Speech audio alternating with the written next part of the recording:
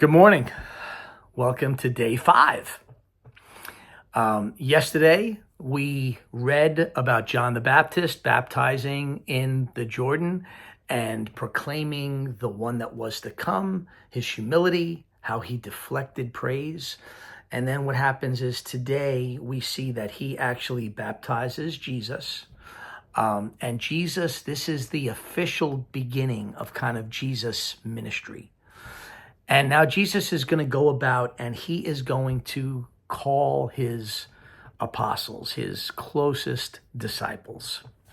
So we're going to pick it up in verse 35. We're going to read 35 through 51. It says, the following day, John was again standing with 2 of his disciples.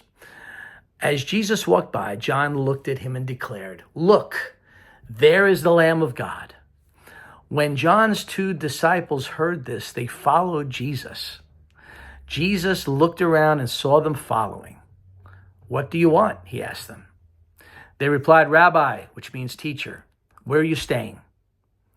"Come and see," he said. It was about 4:00 in the afternoon when they went with him to the place where he was staying, and they remained with him the rest of the day. Andrew, Simon Peter's brother, was one of these men who heard what John said and then followed Jesus. Andrew went to his brother Simon and told him, "We have found the Messiah," which means Christ. Then Andrew brought Simon to meet Jesus. Looking intently at Simon, Jesus said, "Your name is Simon, son of John, but you will be called Cephas," which means Peter. The next day, Jesus decided to go to Galilee. He found Philip and said to him, "Come, follow me." Philip was from Bethsaida, Andrew and Peter's hometown. Philip went to look for Nathanael and told about him. We have found the very person Moses and the prophets wrote about. His name is Jesus, the son of Joseph from Nazareth. "Nazareth?" exclaimed Nathanael. "Can anything good come from Nazareth?" "Come and see for yourself," Philip replied. As they approached Jesus, "Now, here is a genuine son of Israel, a man of complete integrity," Jesus said. "How do you know about me?" Nathanael asked. Jesus replied, "I could see you under the fig tree before Philip found you." Then Nathanael exclaimed, "Rabbi, you are the Son of God, the King of Israel." And Jesus asked him, "Do you believe this just because I told you I had seen you under the fig tree? You will see greater things than this." Then he said, "I tell you the truth. You will see all heaven open and the angels of God going up and down on the Son of Man, the one who is the stairway between heaven and earth." Wow. Okay. That's the text for today.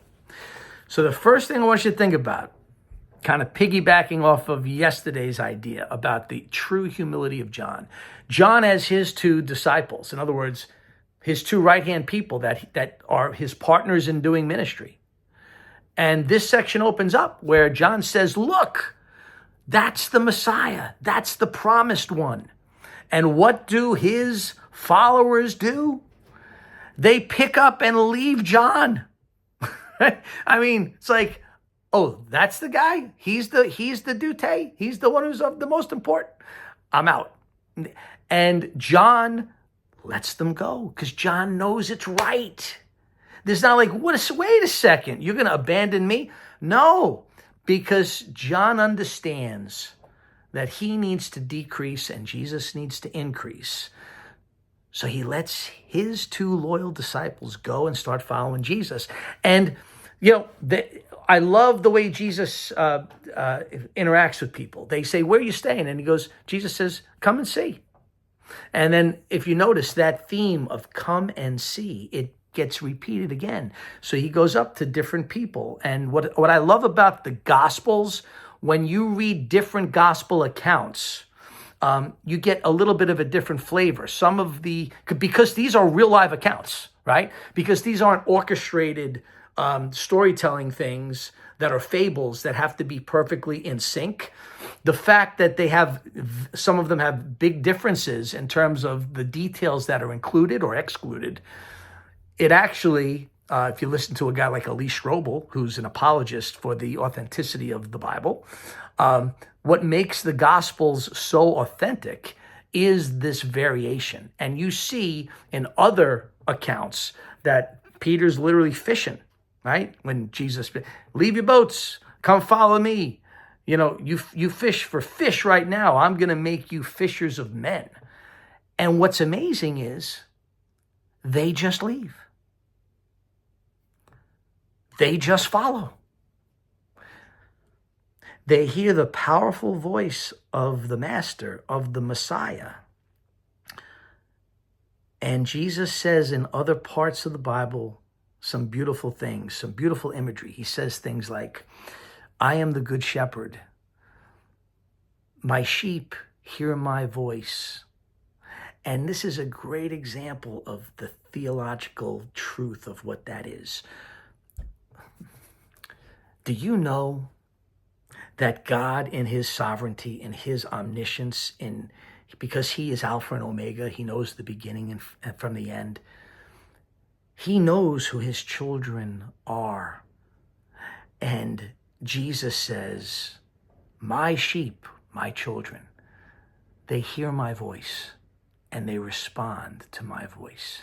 And what a beautiful, powerful picture we get in the Gospel of John, where you have grown men with plans in their lives. I mean, just think about, so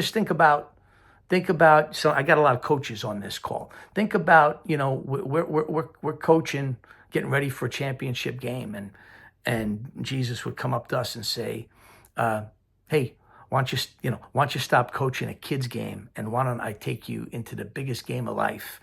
We're going to go win souls. Come follow me. And we just say, blow the whistle. Sorry, fellas, call your parents. We're out.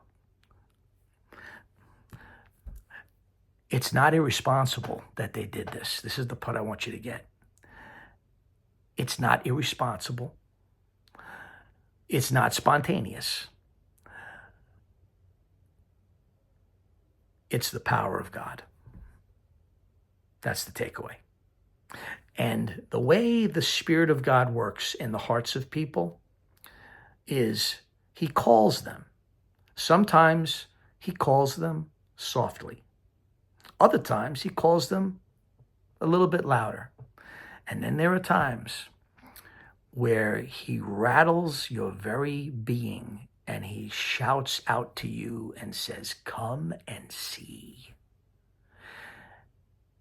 And you have this inward shifting that starts to take place.